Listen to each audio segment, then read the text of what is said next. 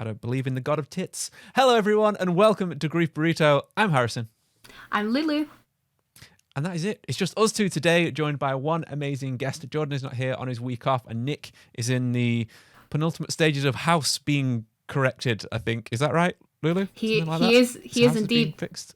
I think he's got building works all over the place at the minute. All right, okay.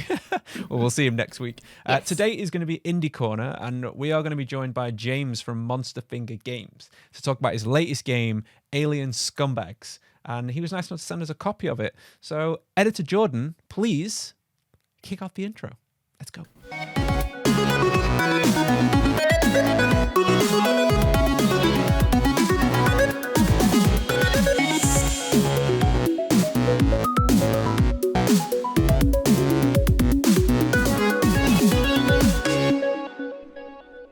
Hi guys, and welcome to episode 105 of Grief Burrito. Today is the Indie Corner, and if this is your first time joining us, thank you. We're a gaming, movie, comedy, entertainment podcast, and today we're joined by the wonderful James from Monster Finger. Please say hello. Hello. Thank you for joining us, man. As we said before the show, it's taken us a little while to get this interview going, but thank you for arranging something with us anyway, and thank you for reconfiguring a brand new laptop moments ago to get on the show. That's all right. Yeah, man. So just to give the listeners a bit of info on Indie Corner, first of all. So what we're trying to do here is bring a bit more attention to smaller creators, basically. And like with you, James, you sent your game in to us and we had Lucy play it on stream. And then I chipped in on the back and we were chatting while we were going and you were in the chat, which was awesome. And it's just a great way to connect people who are working on some really, really cool projects. Yeah. So do you want to give a bit of background on the project that you've just kicked off, basically? So tell us, and the listeners who might not be familiar with any of your work before, what the game is that you sent us. Yeah, sure. Yeah, no problem. So the game's Alien Scumbags. Mm-hmm. I think probably a really nice short description of it is if you get Doom and then you squash it together with Duke Nukem and then you push that to like Aliens 3 on the SNES, then you've kind of got Alien Scumbags. Yeah, that's a very good comparison, actually. I actually didn't think of the Alien comparison. The way, in my mind, when I first saw it, I'll tell you, like, the first things that came to mind. It was the original Doom, so like the pixel art style graphics crossed with Super Metroid. That was how I was like, this is very, very interesting. And I don't know if it was maybe the color palettes that were used as well. There was just something that settled right that felt like an old SNES game to me. Do you know what I mean, Lucy, as well? Yeah, I do definitely get where you're coming from. I wasn't a big SNES gamer as a kid, but I do get where you're coming from. I got big Doom vibes as well when I was playing it. I do get where you're coming from, James, with Alien as well. I really like that description. Yeah. I actually took a clipping of not like, a newspaper clipping. We're not talking like I'm making ransom notes or anything like that. But I took a clip from your website where the game is listed, and I just wanted to read the plot synopsis for the listeners, if that's okay. So, Editor Jordan, please give me some dramatic music or make my voice sound all crazy. The year is 20XX, and the Earth has been ravaged by nuclear wars. The only hope left to our planet is the research shuttle Nostromo. I like that it's called a Nostromo, by the way, James. Well done there. Thank you. Unfortunately, the ship Nostromo has been incommunicado for 48 hours now. That's why you come in. You are the master chef, a badass space marine. It's your job to explore the dark corridors of the Nostromo to find out what events occurred on Earth's only hope. Fucking outstanding, James. Like, to call the character, like, first of all, the Mega Man reference in there of 20XX, like, big Mega Man fan, so I got that straight away. But to call the character Master Chef is just, that's Chef's flawless. Because he looks a bit like Master Chief, doesn't he? Yes. Yeah. He's like Doom Guy, Master Chief mixed together. To be honest, the Master Chef thing, it wasn't even meant to be a chef, but people think he's a chef because he's called Master Chef. And so that's when I started adding little things in, like the cupcake, and going, that's the lore of it, you see. He was a chef, and he has to be a space marine, and I'm just building up these random bits of information behind the scenes that aren't even real. So yeah, you've got to be careful there not to like tangle yourself up over like strange lore that you create, because you might say something and be like, hey, you said something else last time. You have to like make sure you map it all out, get the red strings out on the board, you know. So like we said before, that like Lulu streamed this for us. It was really, really cool for you to do that. So again, thank you for sending us a copy of the game. We really do appreciate it. Yes, thank you very much. Yeah. So Lulu, how did you find the experience streaming the game? I really enjoyed it. It was a bit nerve-wracking having you in the background, James, but you were so helpful. I'm so glad you didn't judge my awful gameplay, by the way, to start with. There was a lot of risky gameplay. I remember you jumping at those like things that were coming down to kill you a lot. Oh yeah. I was like, oh, what's this thing? But no, I didn't know much going into it, but I really enjoyed it, and like all the pop culture references that are in there. The sound was great in this, by the way. The little voice not voice acting, but you know, the little the audio in general was absolutely brilliant. Yeah, sound bites. I'd really like to know, because there is so many pop culture references in this. What's your favorite reference that you put in there? Because there's so many, and I'm sure there's plenty that I haven't even seen yet. And it's difficult to pick one, I think. So I'm going to go with the generic looking, possibly a Pokemon ball, but isn't due to copyright. So I'm probably going to go with that one, because that was when I started like doing little rooms for my son and my daughter as well, and I thought it's quite nice because it makes it our game as well, you know. Mm-hmm. That's really cool to like. And you hear a lot about that, like people making games for their friends and family, or like writers, you know, they start stories by writing for their kids as like stories to tell them when they're going to bed, kind of thing, and then it becomes this massive thing. Like what was it the other day? I was reading something about it. It might have been like Lord of the Rings or something. Like he started it as a thing to read to his kids, and then got like completely overboard and ended up with like 50,000 page novels, you know. Oh wow. But it's great that you took it that route to make things for your kids like that. It's so heartwarming. Like it genuinely is that. Like I remember playing games with my dad, and I absolutely loved it. And it's memories that I still have now as like a nearly 30-year-old person. Like they still stuck with me, and I'm sure that they'll remember that like completely going forward. Is there any like really, really obscure references in there that like people haven't picked up on yet? Yes, there is, you know, right? So I remember playing, actually I was really scared of this, right, when I was a kid. I'm owning up to that now, right? But I was well scared of some parts of Wonder Boy, and although I like it now, and so the famous sort of hammer axe thing that he throws, there is actually a possibility of having that in one of the levels, but in miniature. So it's on. It's so I don't know how far you got into it last time. I'm not sure, but there's the nightclub level. And there's basically like a little pub section in there with all the drinks on the side, and it's randomized at the start of each level. So you might get like little miniature mushrooms or stuff like the little Mega Man references as well, like a little E-can on the side, as well as normal bottles. But there is actually one on there, and I've seen people see it on stream and no one's noticed. And it is the little axe type hammer thing that he throws, just like sat on the side. Very cool. And then another reference, which again is something that I made, and I think it was mainly because I didn't have enough pixels, right? Because it's such a low res game, that I don't think I've really done it justice to the point where anyone really notices it. But on the spider boss level, there's a little like cupboard at the top where like you walk in, there's like a little tiny room, and in there is one of the blue potions from Golden Axe in there. I thought that'd be quite a nice little reference. Oh, nice. It's good that you're throwing all these little things in. Like, isn't there a poster of the thing?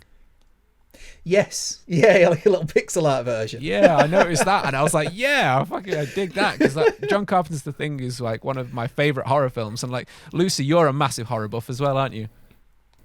Yeah, I co-host a horror movie podcast, which is Behind the Screams, and I remember you saying that to me, James, when I was streaming it. You were like, go back to that bit. I think it's an event or something to see those posters. Yeah. I'm so glad you told me that, because that was such a good. I loved that. That was really nice little reference there. Yeah, it was like a hidden hall with like, was it 3 or 4 movie posters going into the side of the wall?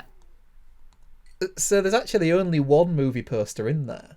Right. So the other ones was just like random posters. So like one of them is actually Master Chef, but with his helmet between his legs instead. Because I thought, well, I could, in this day and age, I can't possibly just do a naked woman and not put anything else in. So I just thought it was only fair to just stick something in there as well. Yeah, man. Well, your game isn't shy of gore or being swearing or being offensive, which is pretty cool. Is there anything that you were like, oh, should I put that in or should I not put that in? Yeah, some of it. So I think not necessarily in the game, but my partner is a really big part of this, and so she's in the special thanks section, but she doesn't ever want to be officially classed as being in the team because she's not into games and stuff like that. So she basically just has to listen to me every day saying, "Oh wow, look what I put in this," and she's like, "Yay!" And looks good. Yeah, that's it really. So she didn't really have much of a choice. So yeah, and I was running through so for example, when you find the 3-boobed lady, like the Total Recall-esque one, I was thinking, well, what can I do for that? And I thought, well, because I don't know if you'll have seen the achievement image of that, but it's basically him sat on a toilet with a big censored sign across.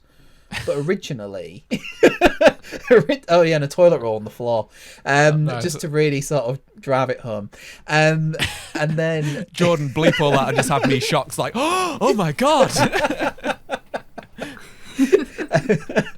And so basically the original version of it, which I showed her last, and she was just like, no, you can't do that, because that's just making the game just really crude and horrible. And I'm like, oh.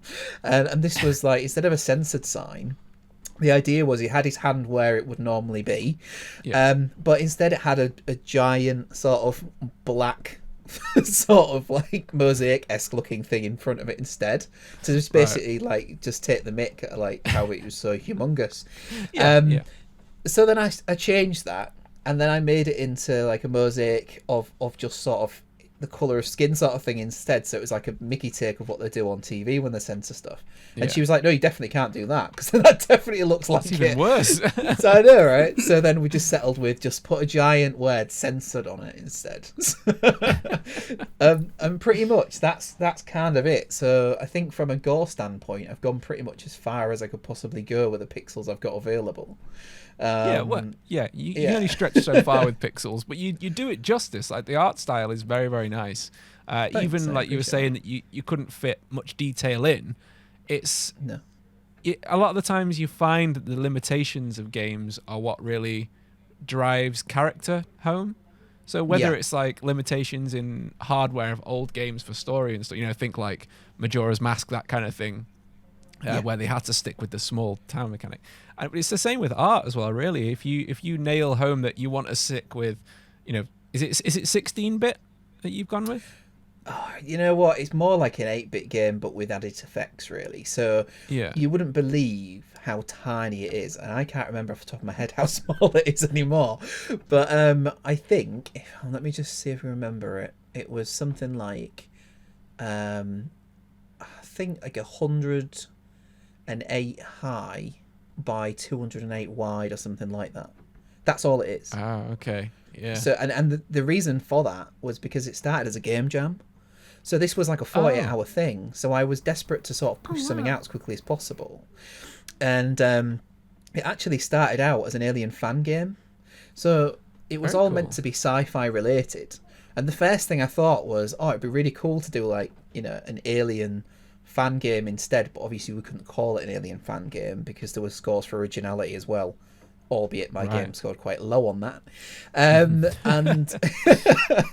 and then like originally, like if you see it on YouTube, you'll just be like absolutely amazed at the difference as what it looks like now as to what it looked like back then. Right. So for starters, it was much more zoomed in, and also instead of having a lighting sort of engine as such, where there's lighting everywhere, instead it was just a circle of light around you, and everything else was black. Oh, so you're going for the horror-esque more. Completely, yeah, originally, and to the point where people sort of made negative comments about it was it's too dark, and I was like, yeah, but it's meant to be dark. And it's like, yeah, no, it's too dark, and so eventually I sort of succumbed to that and went, all right, it's too dark, and then sort of rebuilt everything around it when I made it into a fully fledged experience, But yeah, you should check it out on YouTube. You'll be amazed just quite how different it looked in the old days. Yeah, drop us a link and we'll stick it in the show notes so the listeners can take a look as well. Or sure, Jordan might be able to put a piece of footage in as well. It's funny, isn't it, when you're doing game design stuff like that? Like I've done a couple of game jams myself at uni, and again, it's the time constraints can make you come up with some really amazing things. So we had one where we stayed in an office for 48 hours and didn't leave. So they had like a big beanbag room and we all sort of laid there like, because we've been looking at screens constantly. But funny enough, actually, I actually mentioned this guy last week as well. Gary Napper, the guy who made Alien Isolation, marked our things. And I was actually chatting to him again the other day because we had... Oh, no way. The guys we had on last week, Gary Dinsdale, he's making a Terminator fan game that he's hoping to become licensed. So, and it's like inspired. A remake. No, it's you play as Kyle Reese in the future war in the ruins. So you're trying to get away from the hunter killers and the big hunter killers, the flying ones, or are they the ground tank ones? I can't remember. Not sure on that one. Yeah, whichever one it is, you're getting away from both of them regardless. So it doesn't matter that I can't remember the name because they're both there. But yeah, we were saying that it was massively inspired by that. And yeah, it's when you're making dark games, because our game was very dark as well. And we designed this game where you played as a little knight and you were going back through the memories of 4 other dead knights that you found around this castle. And it was quite a novel thing. Wow, that's really cool. Yeah, we actually got it rated as the most complete game that they'd seen the entire thing. But it was too far away from the brief or something. And I was like, I'm going to take that as a win. That's a moral win for us. Like it was pretty, Yeah. But we had the same issue where you were making things very, very dark. And when you're designing games, and I suppose this is tips for any other game designers that are listening or getting into that kind of thing, it's better to imply darkness a lot of times. Like you're better to have natural ambient light and then make areas shadowy on purpose rather than have everything dark, aren't you? Saying that, actually, have you got any advice for any people that are designing games? Maybe any pointers in what they're doing? Don't make things too dark. There's definitely one. Apart from that, I would say, so I think I mentioned this when, I can't remember who it was, but someone put a Twitter post out. I think it might have been Indie Game Bandits or something like that. And there was like, so tell us, one piece of advice. And so I would say, regards to game development, just imagine it's like a cake. You take small little bites and then you'll be fine. Just a little bite every so often. Like every day have a bite, right? And then the cake will eventually be finished. But if you stuff it all in your mouth, then you're going to feel pretty sick. And that was my issue right at the beginning, is that I just stuffed that cake right in my mouth for 5 to 6 hours solid. And then I was like, oh my God, I've only got one level and I can't do it anymore. I think that's the main issue with a lot of people when they're making games, is that they instantly hit a burnout because they're so, want to just go as far as they possibly can so quick. And I think just enjoy the journey, Yeah, that's a great point. And that's really good advice. Yeah. Go on, Lucy. Oh no, sorry. I was just gonna ask, just on that note. I love the cake analogy, by the way. I don't know why that's reminding me of Portal. I'm getting Portal references now. Yeah, nice. But it'd be interesting to hear your background, James. So how you got into game development? Like, what made you interested in it and how, like, the story behind starting Monster Finger games. You know, it's really cool, actually. I really like the little backstory that we have, or me personally, that I have to start with. So, what happened is, firstly, I always wanted to make games as a kid. Like, to the point where I'd be, like, drawing them on pieces of paper and stuff. Like, this is what it'll look like if it was real, all that kind of thing. Because I always loved drawing as a kid anyway. And then what happened is when I was at work experience, so I think, well, I don't know, 15, something like that, maybe it might have been. They had I was at an office, and it was like one of the last days or something like that. And I found a 301 utilities disc, like the olden days, right? And I was like, oh, cool. And I was like, do you mind if I just have a look at that? And he was like, no, that's fine. And then I put it on, and I found Click and Play. And I was like, wow, this is like everything I ever wanted. Albeit I couldn't make the screen scroll or anything like that. And everything was absolutely shocking that I first started off with. Yeah. But to me, it was amazing. And then I was just like, do you mind if I take it home and put it on my computer? And he was like, yeah, it's fine. Yeah. And eventually I did post it back, albeit about a year later. But it did, honestly, it did arrive. Honestly, where it counts, James. That's yeah, good. I was going to do it eventually, and I did, right? And then since then, I just kind of kept with Click Team products. So I had dabbled a little bit in Blitz Basic, Blitz 3D, all that kind of thing. And I didn't really like it, if I'm honest. Like, kudos to those people that want to do full-on coding on just a screen with just text. And then when it goes, I'm afraid there's an exception, and you're like, okay, and it doesn't tell you where it is, and you have to work it yourself. And I'm like, yeah, you know what? Well done.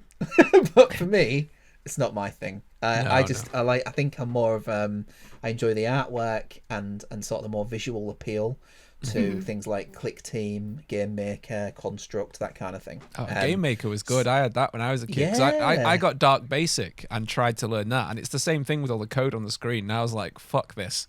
I got Dark Basic, and it was impossible as well. It was, yeah.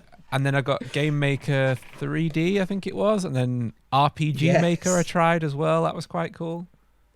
Yeah, I think at the moment I wouldn't like the idea of having to sort of leave what I know and then start learning a code. Even though, from an official standpoint, I think people who use the sort of more visual programs sometimes are kind of frowned upon as being like not proper programmers or developers or whatever.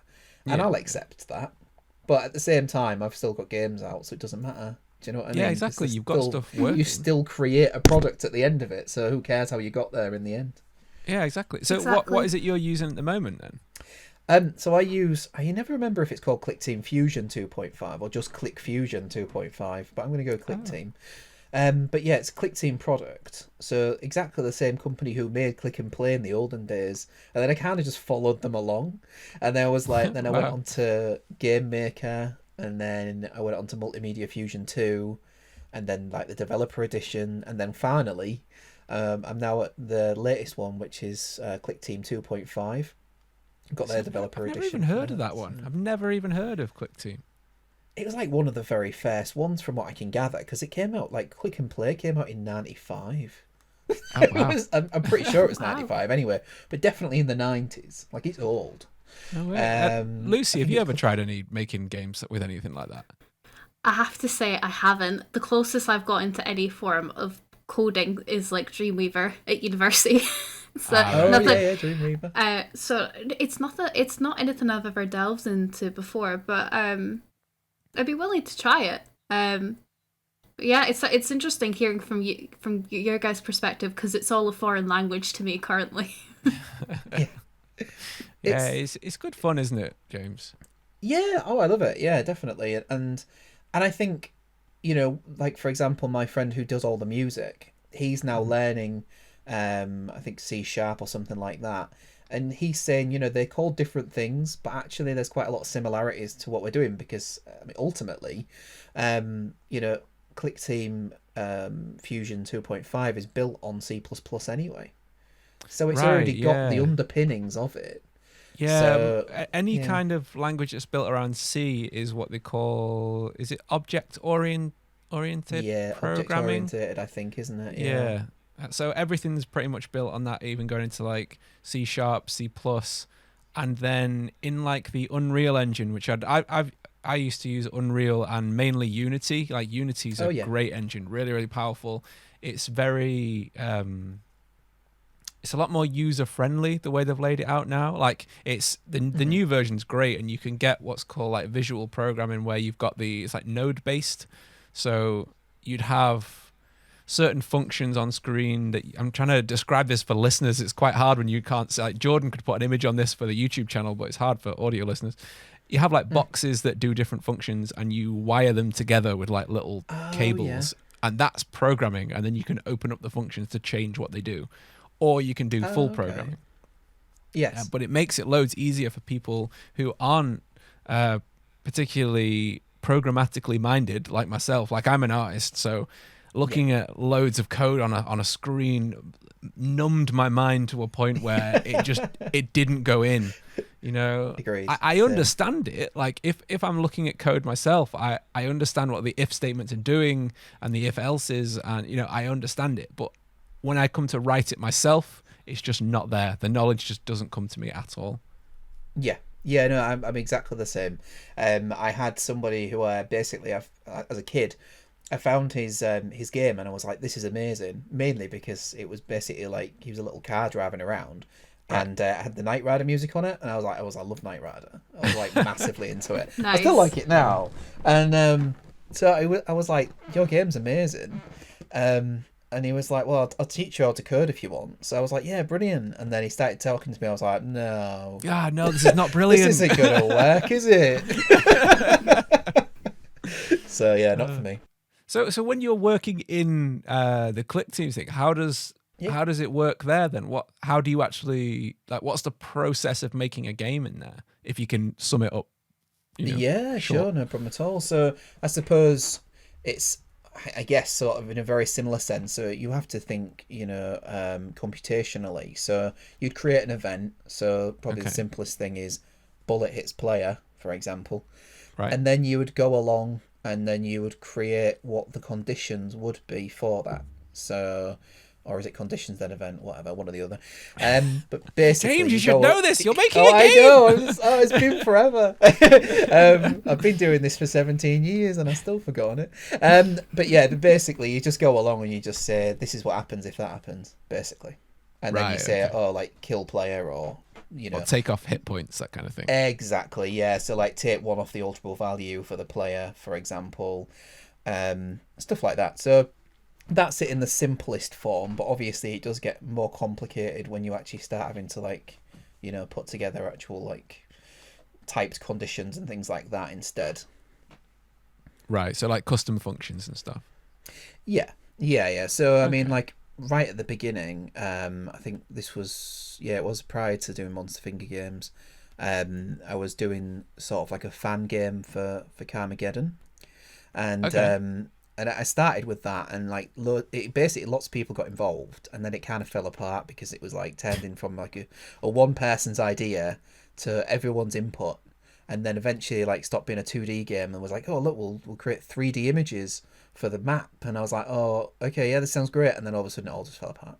So too many cooks in the kitchen. That broth was spoiled. Mm-hmm. Spoiled. Too many It different happens. ideas. Yeah, It does. But there's as I say, there's a video of it online, and but the thing what was really complicated about that, and I had a lot of help from somebody who basically worked with me on all the collision detection stuff like that, and it was just so much to it because it was about based on like what angle you're at and what velocity you're at and all sorts, and I was like, wow. It gets complex. It does. We built when we left uni, we made a multiplayer VR car driving game. Oh wow! That which was it was cool. It was called the Red Road, and we actually we did take it round to, like, we went to Manchester Gamers Unite, and we had loads of people playing it in a bar. It was really good fun, and it was essentially like if you imagine driving the Warthog in Halo, and the driver is sat at the laptop or the computer, and the gunner in the back is wearing the VR headset while the other person drives you round. That is awesome. It was so much fun. Like, holy shit. Like, it was with my old co-host who used to be on this called Jono. Like, he left in episode 14, I think. Like, he couldn't commit to doing the podcast every week because of work. So there's no hard feelings. It was like it was an easy split. I was chatting to him still the other day. But yeah, the project never got finished. And it was just, watching them code that for two different inputs, one being a headset while it's being turned around in a position while it's driving across a plane, and I was like, holy shit, I don't even know how they think about it. Like, it takes another kind of brain completely to be able to do that. It's crazy, right? My mind's blown just thinking about that. I could never. It's mental. Like, I'll try and get a clip of the thing and I'll show you, Lucy. There's one thing I wanted to ask. Where does the name Monster Finger come from, and why? All right, Why, so James? do you remember those things that you could put on your finger? What was a monster with the little boogly arms? Oh yeah, the squiggly, Yes. the little wobbly things. Yeah, it's a monster finger, isn't it? When you put Oh it on your finger. shit! So it's a monster. Oh, nice. That was it. That was the whole point, really. Amazing. And then it was like, the idea is like both of our fingers. One is me, and the other is Stu, who does the music. And that was it. Yeah, that's kind of how it went. Can I just say, So- a lot of things are lining up right now. I was just thinking that you really sounded like Winstolf from the podcast Shart Select, and the other co-host is called Stu as well. Oh, that is weird, isn't it? Yeah, and you have like a similar Spooky. sense of humor. Go listen to Shart Select, and Okay. yeah, see what you I'll think. check it Shout out out. to Shart Select guys. I know you're listening because they listen to this show. Yeah, that's great. I simple enough. I like it, and I like the logo Yeah. with you two sat on the fingers. Yeah, I mean, that's had a few different changes. So like, most people don't realise that Monster Finger Games, I'm talking rubbish now. They don't realise that Alien Scumbags is not our first game. Alien Scumbags is our first Steam game, but it's not our first game, not by a long shot. Right, yeah, because I saw on your website you had was it 4 or 5 games that you'd done? Oh, well, maybe even more than that. So we actually started out making Ouya games. That's when Monster Finger Games began in 2013. Yeah, that sounds about right. 2013. Wow. And and like, Ouya was awesome, and I know people hate on it so much, but as a developer it was really fun, like, because it was like you didn't have a barrier between the people who play the games and the people who make them, and it was a really unique community because anyone could make a game on the Ouya because every Ouya was a development kit, and that's what made it. Do you want to so tell the cool. listeners what a Ouya is, just so in case anyone's not familiar with it? Yeah. So it was basically an Android system, like a mini Android console that got kickstarted, and it was huge. The sheer amount of money it pulled in, but unfortunately, I think breakdown in sort of marketing and things like that, kind of led to it being quite hated by quite a lot of people. That's a shame. Yeah, it really is, because I think most people was like, oh, it's a mobile phone in a box. Which, yeah, it is actually, to be honest. It was a Tegra 3 mobile phone in a box. And, people just was like, well, I don't want to play an Android game on the TV. But what they should have done, I think, is push the fact that it's not about playing mobile phones on your TV. It was about playing indie games on your TV. And it was just a complete indie-focused console. It was brilliant. Great fun. Yeah, I remember when they came out, and it's a shame. I hadn't thought about them. I just realised that it's never even come into my mind since then. And I don't know why more people aren't pushing the indie game straight to your TV thing. Because, I mean, obviously there's Steam, which has a lot of indie games on it, which is great. And it's a great way, and it's easy upload, and it's easy to sell your games on there. But if you're not a PC gamer, there's some kind of disconnect. I'm a console gamer predominantly. Like, obviously I've got a gaming laptop, so I will play some things on there.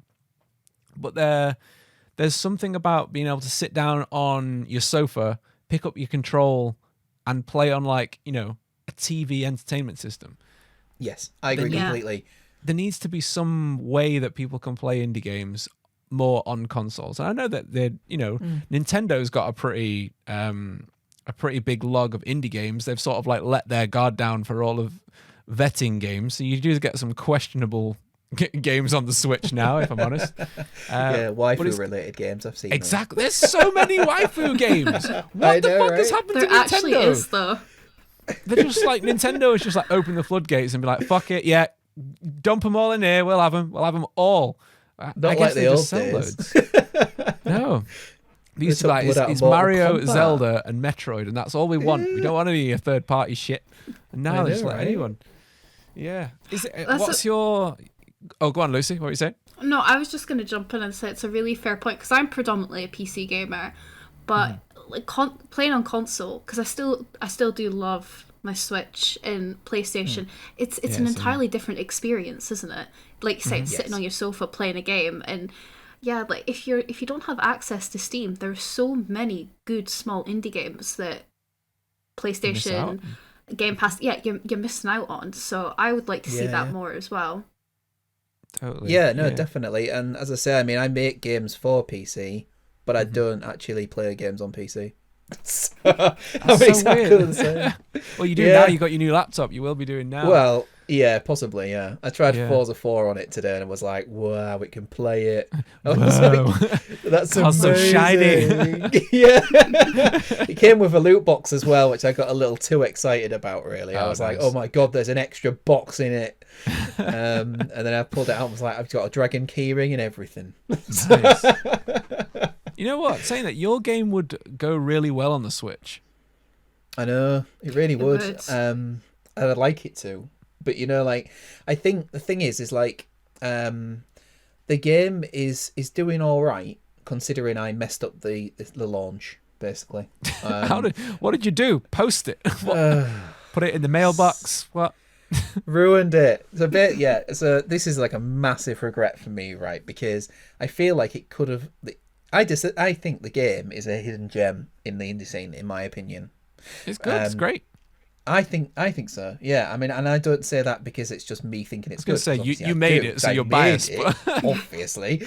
But so many people have given it so many good reviews that to me it's like, well, all right, I actually believe this now because everyone's saying how good it is, so it must be good, right? And but yes, basically what happened, the game was obviously originally a game jam and it was on itch.io, right? And then I went across and put it on Game Jolt. And Game Jolt, let me just like say that Game Jolt is brilliant. It's absolutely brilliant. It's really easy to get around, really simple.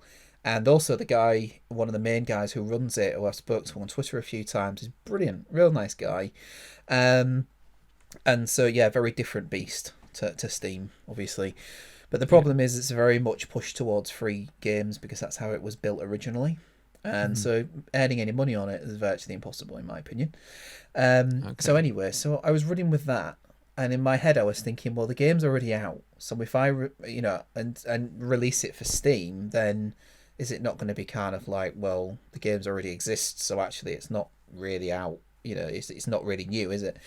But needless to say, I was going to go through the whole process of early access, and that was my original idea. I didn't really know how long to keep something on Steam for. So as soon as I made the project page, I was like, wait, let's release it. That's a bad idea. I was too excited. I was like, this is brilliant. We should get out right now. Yeah. Right. And so, yeah, in essence, I didn't manage to make that many wish lists before I released. But also, and this is the big one, Steam kept rejecting it, which was really annoying because it was really tiny things as well, right? So it wasn't the game they was rejecting. It was basically the issues on the Steam description page and things like that, the store page and such. So it didn't work properly on my phone. It still doesn't. Really annoying, that is. So like sometimes, like if you use it on your phone, you want to put an image on it, you can't. You have to do it on a laptop. But then my laptop was like, well, I'm refusing to load now on any of these websites. So on certain basically on certain pages of the Steam site, it was fine. But then other times it would just basically just time out, and then the Steam error would come up, and I'm like, so I had to do part of it on my phone and part of it on my laptop. So it was a bit of a pain in the bum, to be honest. It's a lot more complex than I ever imagined it could be. There's 3 checklists of stuff you need to fill in for Steam. And obviously, like, it takes a fair bit of time. And eventually, like, when it came to, like, the artwork and stuff, I got Zombie Workshop to do it because I was like, I don't really want to make anything else. And you're better than I am at this kind of thing. So he did all, like, the artwork, the promo work you see for Alien Scumbags. And so, yeah, basically, after it finally went through after about 3 or 4 attempts, it came back and said, oh, you're ready to release now. And that's then when I noticed the button for early access. And I went, that's what I meant to release it on. I presumed I'd already done that. And then when I clicked I know, right? So then I clicked the button before I launched. I thought, I'll click the button now. And then it come up saying, oh, we need to re-review your game if you press that. And I'm like, oh, God, not again. For goodness sake. Yeah, so I gave up. And stupidly, in hindsight, I'm like in a position now where I'm like, I know what I should have done. I was a turkey. I should have released in early access. I didn't. And instead I was like, oh no, I can't be bothered with them reviewing it again because I'd already set a date for it to come out. And so I would have missed that date again. So I released. And I only had 256 wish lists when I released. And that was painful. So it's done okay. It's become profitable without a doubt. And it's paid itself back. So because the budget we had was quite small. Good. Yeah, very much so. I mean, our budget was only like, what, 250 quid? Something like that. Nice. That's a sweet budget. Is. You know? And that was like, that's including things like, paying to get like artwork done by Zombie Workshop and things like that. That all sort of is incorporated into that. And also incorporates the £100 we spent in the first place to get on Steam. So, hardly nothing, basically. So it wasn't long before it paid for itself, which is, fantastic. But I think if I'd have played it better, I think it would have definitely gotten a lot more wish lists, and I think it would be less of an uphill struggle like it is at the moment. Yeah, well, it's a learning experience, isn't it? Like that's always something that it'll iron out for the next game that you work on. Exactly. Yeah. And I think also, I don't know why, I think basically like there's these articles going around that said, when do you get your 100 quid back, what you put into Steam per game? And the article said you have to hit 1,000 before they'll give you your 100 back. So in my head, I automatically thought, because Ouya also had something like 250 threshold before you would get any money. So I was like, oh, well, this is Steam, and this website saying it's 1,000 before you get your money back. What I thought it meant was 1,000 before you get any money back. I was wrong. It's actually 100. And they've been trying to pay me for a long time, but my bank details are incorrect. So... All right. And I went through my email. What the fuck? I know, right? Tell me about it, right? And it was actually... Long Play Games, who do Cygnus Pizza Racer, that actually told me that just like last night on Twitter, and he was like, "Why do you think it's 1,000 to get paid?" And I was like, "I just thought it was." And he was like, "No, it's like 100." I was like, "What?" And then I checked through all my emails, and there's all these emails going, "We tried to pay you, but we can't." And I was like, "Oh, there they are." That's a happy surprise, though. It is, but James, nice. You should use that money to hire yourself a PA. Like, fucking hell. Yeah, I tell you, I need a lot of things hiring. I tell you, I'd hire a marketing person if I could, instead of me. In terms of future development for Alien Scumbags, one thing I kind of wanted to highlight, and I think it's really awesome that you guys are doing, is you're continually putting updates for this game, which I think adds to the replayability of it. You know, there's like new levels, new pieces of content, all that kind of stuff. Is there anything you want to highlight that's coming up that you could tell our listeners, or any like major updates that have happened recently? Yeah, sure. Well, actually, the game is getting closer to its end point now. So obviously it is early access in everything but its status on Steam, and Steam won't let me have it in early access anymore. I asked them though. I genuinely did, right? And I admit that it was a good few months after I'd released, and then went, oh, but I just wanted the status changing. I don't actually necessarily. They let Cyberpunk do it. They should let you do it. I know, right? Like they fucking took millions off people. Tell me about it. And their response was, no, you can't have that because you released several months ago and you can't revert back to early access. And I was like, I just want the thing to change to say it's early access. I don't want anything else out here. That's all I want. But yeah, I don't think they like the small people like me, unfortunately. Yeah. So needless to say, I'm still currently trying to finish the game. And most recently, we've released another level, which is like a lift level, basically into like the depths of hell. It's always nice. Yeah. Like I think if I remember rightly, I don't know how much we had in last time when you played it, but I'm pretty sure that I don't think we had the hell levels in before. So didn't No, see any I hell don't think you levels. had it at that point. yeah. So basically, there's a nice little throwback to Doom in there because I was working with some Mode 7, and so the transition between the normal levels and the hell levels is your like big-headed like master chef from the behind view instead walking towards like this door with like skulls down it and stuff. Nice. And then even put like when the door opens, the little thing that they used to do with like the Doom characters, like where every so often you'd catch like some of the monsters just flicking from side to side for no reason.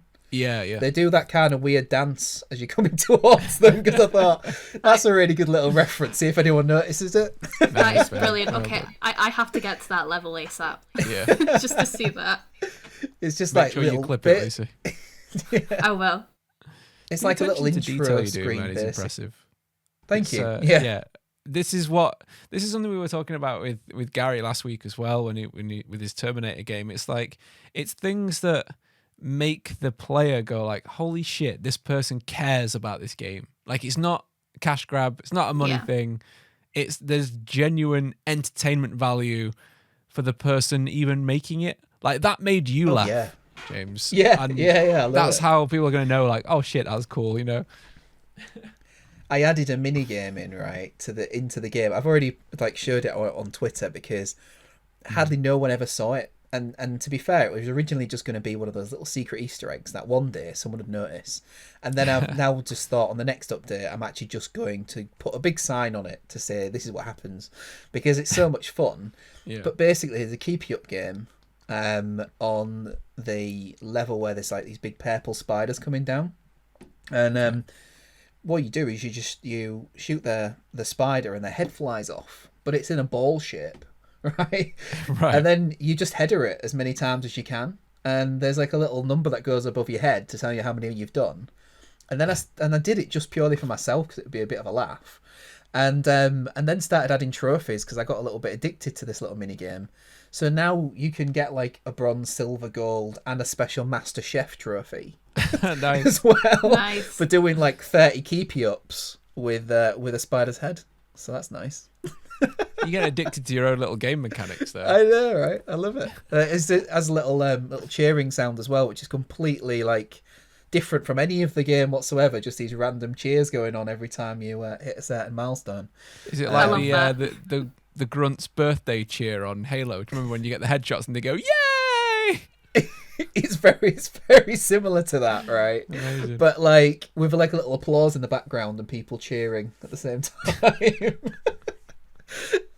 So I did stuff like that, and like the pro coins there was for me, to be honest, because I'd played it for so many years at that point that the game was just too easy. So I was like, you know what this needs professional moments just for me.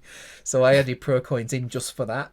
I know people are like and then obviously then added them as a thing on the score tally for anyone else that wanted to get the pro coins as well. So yeah, stuff like that's just carried on Nice, to man. make me entertained. So you're pretty much a one-man team in terms of everything you're doing currently. Yes. So to an extent, there is like some of it is done as well with Stu. So for example, the level with the moving platforms, where it all goes dark, that one was specifically like that was Stu's idea to have like a really difficult platforming segment. I then had to make it a little bit easier because everyone hated it to start with before I started adding ledges and things in. Right. And then so I think more at the beginning of the project, after it had changed from being a game jam to a fully fledged thing, we was a lot closer on the project together regards to what was going in it. But towards the end of development, especially with COVID and things like that, I've sort of taken the reins a lot more, and basically the majority of it is from myself now.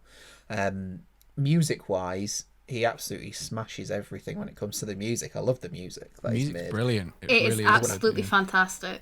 It's fantastic, and I wouldn't have a clue when it comes to music. So so I just call him my music wizard. Like that's his job. He is the music wizard, and then I sort of do most of the other bits really. There's another Shart Select connection with Stu being a wizard, because they're all wizards on their Oh episodes. wow! Yeah, This is it's getting creepy and weird, isn't it? Yeah. So in terms of that team size, then do you think you would work? Are you always planning to like work on your own in a small team, or do you think you'll do something with a bigger team for your next project? No, just stay as we are, really. Yeah. So I think I know that for our next project, Stu has said that he wants to be more involved in the sort of the behind the scenes sort of, I guess, Cool. sort of coding side of it. So may well be even bigger part of that one. So we'll see. Nice. But yeah, the main size of our team is in essence me, Stu, and then my partner, which is sort of a silent partner. Yeah. And that's it. So it's always going to be, but we do get help from other people. So you'll notice that there's a fair few voiceovers in Alien Scumbags, and it was from people basically who loved the game so much they wanted to be involved, which was Nice. really weird for me. Like, first one, like I'm trying to remember his name now. It's Stephen DeSoucy or Susie, something like that. A guy from DeSoucy. America. Yeah. And I started speaking to him. He was the first person I ever networked with on Twitter. And we had a right good chat about everything. And I still speak to him every so often now. And yeah, he bought the game basically there and then. And he said he loved it so much. He was like, I'd really like to get him into voiceovers if you get any work in. So I just basically made the idea of the voice tapes up. And he worked with his friend, who's also in the credits, basically doing some of the voiceover work for the audio tapes. So for example, that guy that's like weirdly changing into like a freaky alien and screaming and shouting and such, that's him. Oh, Oh wow. Thanks, Stu. Yeah. So he's done a lot of them. But then we've also had people like First World Brat involved, and she got sort of roped in while they was involved as well. And then one of the bigger ones, Trista Bites played it on her stream, and she loved it so much she wanted to be involved, and was like, "Is there any parts for me? If there is, let me know." And I was like, "Well, yeah, there is, but it's a voluntary thing. I can't pay you, I'm afraid." But she was like, "Yeah, it's fine. Yeah, just let me get involved." So she's now the voice of the Tannoy, Brilliant. and also the bit right at the beginning with the intro, and also she created like a little pixelated version of her for the intro too. So yeah, she's in it quite a bit as well. Cool, man. Well, if you have any other help, give us a shout. We'll gladly help. This is what we're all about. If you want an angry Scottish lass, an angry Scottish voice, I will happily provide it. All right, I will There keep you that in go. mind. There you go. Coming in the sequel. That's really cool though. Like have you felt that kind of sense of community since the game has come out, whether it be on Twitter or Twitch, like people loving Alien Scumbags and like coming together? Have you had that? Yeah, it's been really fab. Like, I mean, the community is relatively small but growing, and it's really cool because there's like a little selection of us indie devs that stick together, and it's almost like I'm following them around everywhere they go. But also they're like, I see them in chat rooms as well, and like on streams and stuff. And I'm like, oh hello, I haven't seen you in a while, and like specifically Just War Games and Long Play as well. And the Crooks Like Us guys as well, and like we're always just hanging around, and so we've been helping each other out as well. And for example, I've had it where I've been on a stream and they've been playing Crooks Like Us, and so I've jumped on it so they had someone to play online with, just because I'm like, right. you know what, I'll help you out because you don't want to play a multiplayer game by yourself. So Yeah. So it's been really good, and I did a bit of cross promo with Long Play Games as well for Cygnus Pizza Racer. So if you play Cygnus Pizza Racer, you can see Master Chef's spaceship at the side. Oh, nice. And yeah, with his little pixelated face on the front of it. It's just like at the side, brilliant. just spectating sort of thing. And then so for my bit of cross promo for him, there is now a Cygnus Pizza shop on the Nostrami. So you can buy Cool. a pizza from the shop, and it's like a little zero gravity thing where you have to catch it in midair because it's just floating around. Nice. So yeah, I had a lot of fun doing that, and dude. yeah, so it's been really nice. It's certainly I've got a little community going, and it's really nice, and hopefully it just keeps growing. Really Brilliant. Yeah, we really hope it does for you, mate. Like we said, we'll promo the shit out of this where we can. And thank you.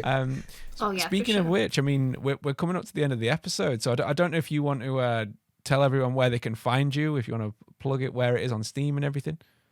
Yeah, sure. Yeah, no problem at all. Definitely, yeah. Alien Scumbags is on Steam. Add it to your wish list, or give it a good purchase. Or obviously play the demo first and see if you like it, because I'm a big believer in you playing it to see if you like it before buying it. Yeah, but you will like it. You will like it. Everyone You will like it. Oh, Yeah. do you know what? I'm going to throw this out there before do it. this ends. Oh, it's exciting. Oh, shit. Oh yeah, right. So one of the main programmers for Alien vs Predator on the Jaguar said gave me basically his recommendation on which he put on the Steam as one of his reviews, basically Amazing. saying, "I wish my Aliens was as awesome. fun as this." Yeah, so that was really brilliant. cool. Yeah, so you need to talk to that guy who did Alien Isolation and tell him that he liked my game, but also that I stole his idea for hiding in lockers. So I forgot to mention that. I love that. I clocked that straight away when I played it. There's so many references. I keep forgetting how many references you have in this game, but yeah, that's cool. I don't know myself, to be honest, but I've got more coming, and I've got a Metal Gear Solid reference, which is going to be beautiful. Like, it's wait. it's going to be good. Can't wait.